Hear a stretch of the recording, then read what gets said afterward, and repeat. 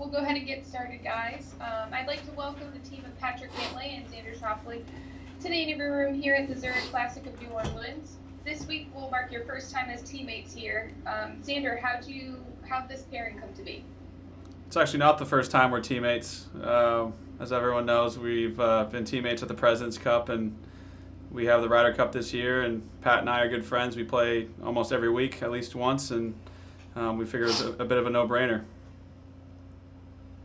And Patrick, you guys are the highest ranked team in the field this week, with each of you in the top 10 in the official World Golf ranking. Just some thoughts on being back here as you make your fourth start and this event and playing with Xander this year. Yeah, it should be great. Like Xander said, we struck up a pretty good friendship at President's Cup and played well too. So we figured we would play this week, the only team event other than those big team events at the end of the year. So it should be really fun, and we're really looking forward to competing. And then one more question for each of you. Xander, will go first. Several top 10 finishes for you this season. How do you assess your game heading into this week? Good. I think it's a different test out here. The grass is a bit different than what I'm used to, at least on the West Coast or in Las Vegas, and it's a little bit wet. Got some mud balls, and definitely get some interesting lies. So my game feels good. Just trying to adjust to the facility, and looking forward to the week. Awesome. And Patrick, 4 top 10s and a victory this season for you. How are you feeling coming into this week?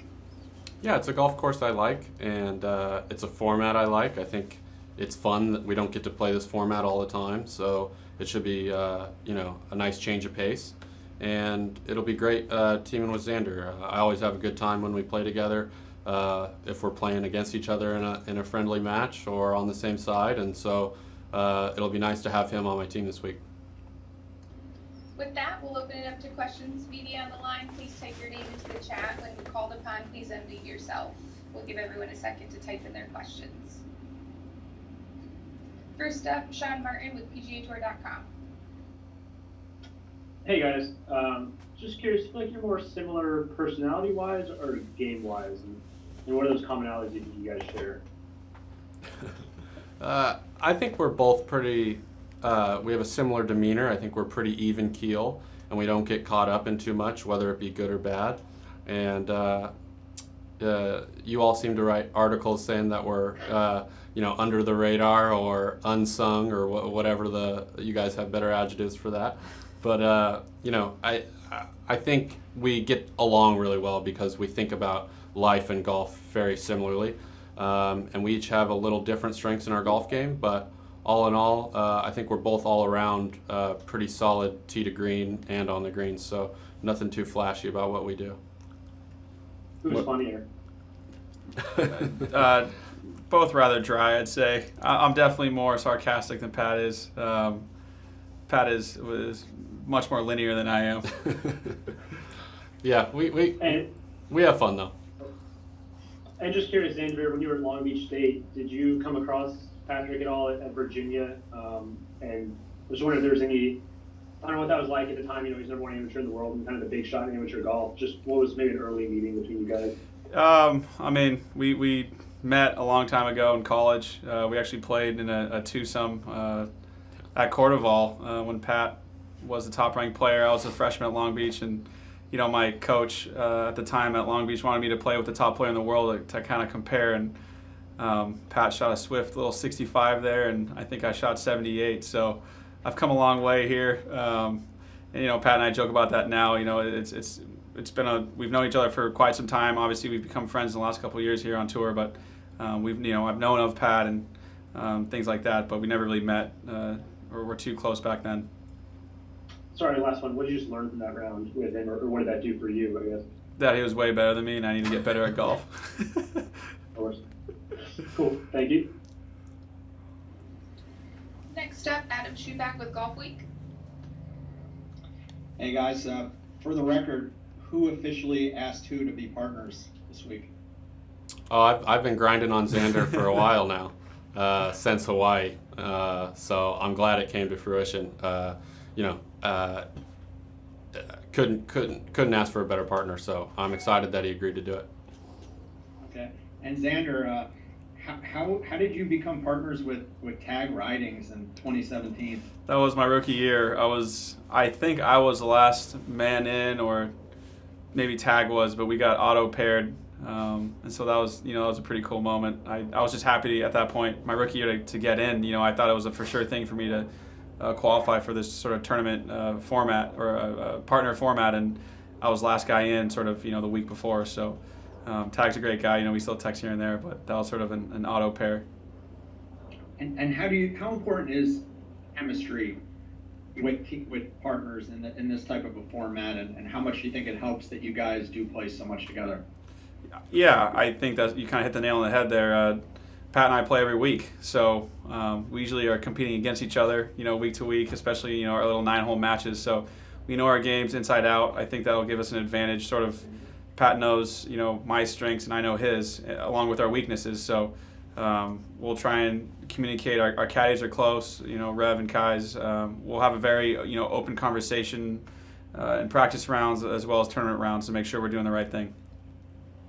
Xander, having a little time to think about it, do you still feel like you hit the perfect shot at 16? I don't know what you're talking about. Yeah, yes, I did. I'm still happy with the shot I hit.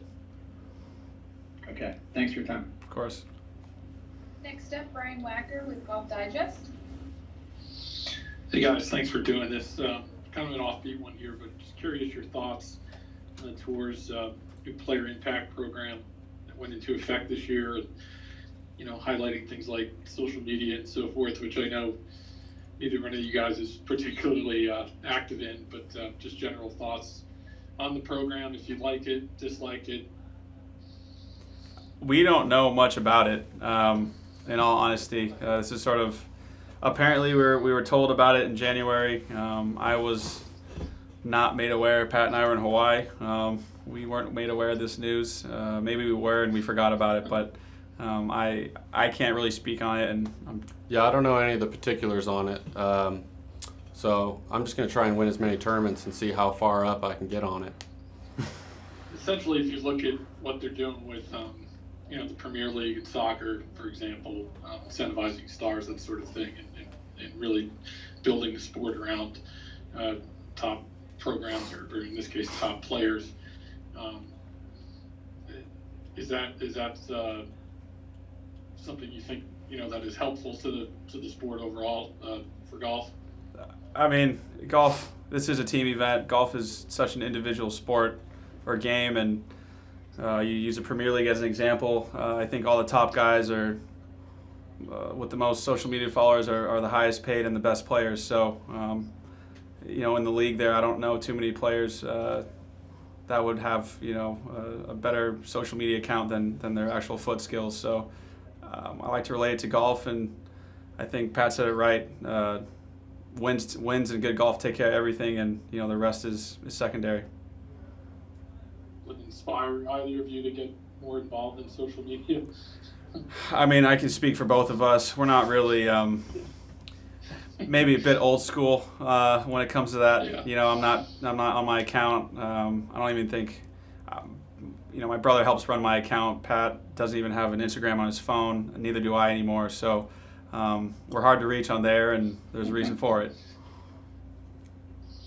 Thanks, man. Yep. Next question, Rex Hogger with GolfChannel.com.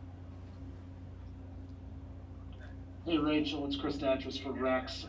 He was going to ask about the player impact program, so we're good on that. Thank you. Thanks, Chris. Any additional questions for Patrick or Xander? I've got one here. Okay. Go ahead, Brian. Just talking about the personality traits of you guys earlier. I was curious, is one more important than the other? In other words, is it better to get along and have a great personality kind of mojo, or having your games match up, given the format this week? I don't know if games really match up for this type of format. I think you definitely want to get along with who your partner is, and then you want to grab the best player you can possibly grab. And so I feel like I got the best of both worlds this week. we get along really well, and we would play together anyway. So I think getting along is key to getting feeling comfortable and not putting like more pressure on yourself, because I think sometimes you can get into the team format and feel like you may be letting the other guy down.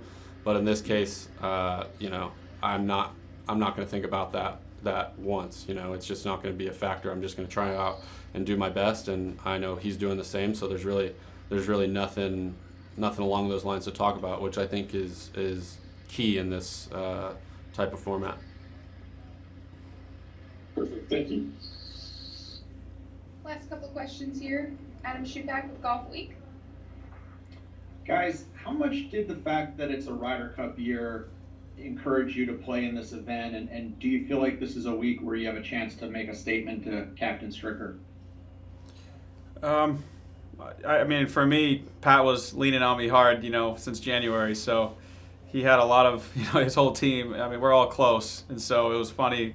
I get a text from Jamie, his coach, and Preston, and I was kind of messing with Pat too. I had a little inside game with Jamie to not lead Pat on for a few months here, even though I was kind of committed to playing anyways. But yeah, I think like we said earlier, President's Cup was really fun. We played all 5 matches together. 4.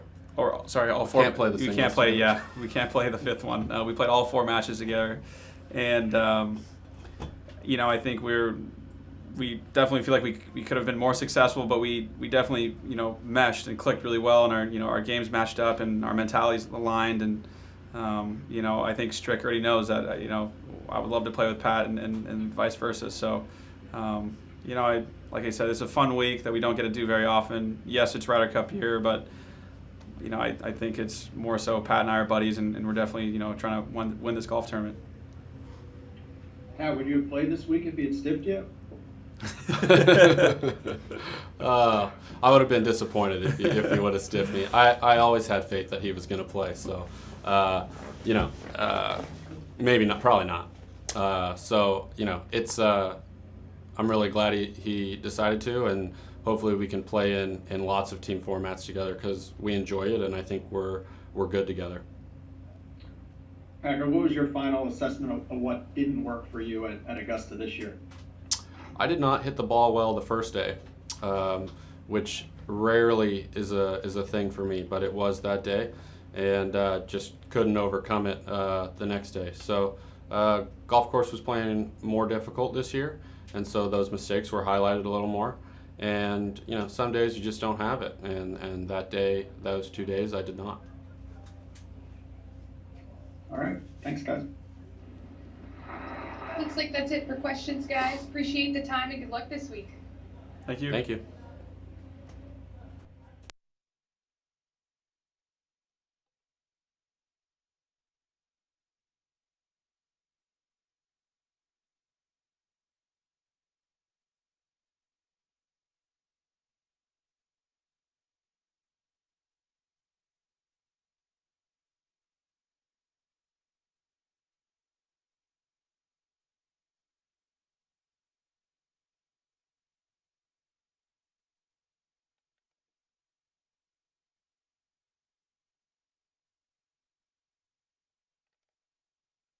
Sure. Cool, thanks. And recording. Okay, guys, this is a question from Nancy H., fan of the PGA Tour. If you weren't playing professional golf, what would you be doing? Xander, you go first.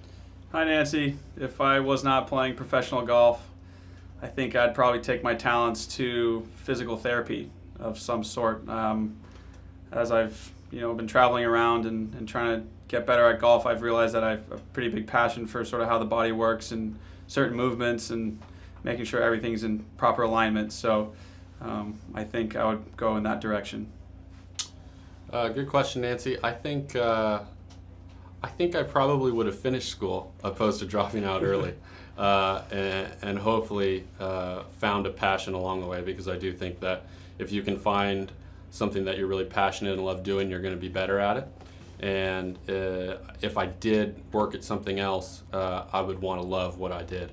So I'd probably finish school, see where it took me, and maybe go to business school and try and make my best educated guess on what I would love the most after that.